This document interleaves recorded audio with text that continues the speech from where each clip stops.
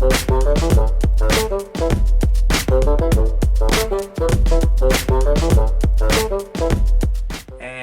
yo, so I just took my NCLEX today and I'm happy it's over with. Today's Tuesday and 2 more days, 48 hours, I get to find out my results. So until then, I'm still praying, trusting, and waiting to find the results, and praying that God will just see me through all the way. Overall, the exam took me 3 hours. I started the exam, I sat down in the chair, I looked up at the clock, and I started around 8:15, and then by the time that I walked out of the building, it was 11:15. So about 3 hours is the total time it took me to take the exam. Now, the last time I took my exam, it was 76 questions. I don't know, I think it was like an hour and a half. I took an hour and a half, and it took me 76 questions to finish the exam. This time, it took me 124 questions. I'm happy. Now, if you don't know how the exam works, let me explain. So the NCLEX works like this. So there is a minimum of 75 questions and a maximum of 265 questions. You can either take the minimum of 75 questions or somewhere in between, or you stop at 265. Then you have like this line of competency. This is what makes the difference of whether or not you pass. The computer will decide whether or not you are competent enough to become a registered nurse. This is the start. Now, this is competent. This is that competent. Okay, so your first question, everybody will start at like the 0, the competent line.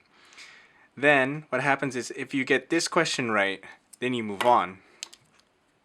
Awesome. And if you get that question right, yeah, cool. But if you get next question wrong, you move down. You go down to the next. You go down to an easier question. Then if you get that right, awesome. Then you can go to the next question, and which will be harder.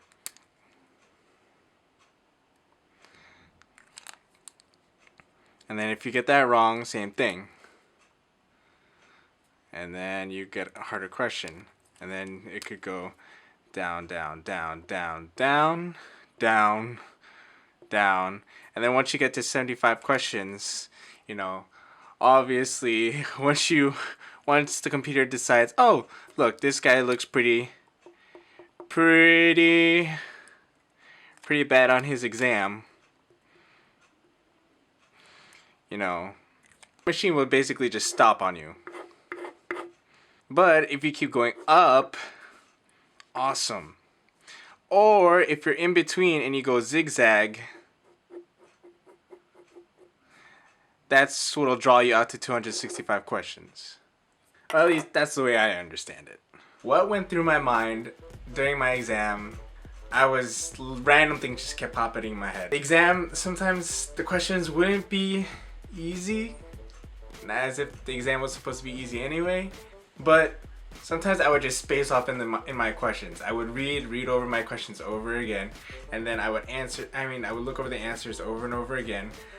Basically what my routine was, look at the question. After looking at the question, reading it, look at the answers. Look how all the answers look the same, and then look down. And I was so distracted. I was like, this is so overwhelming.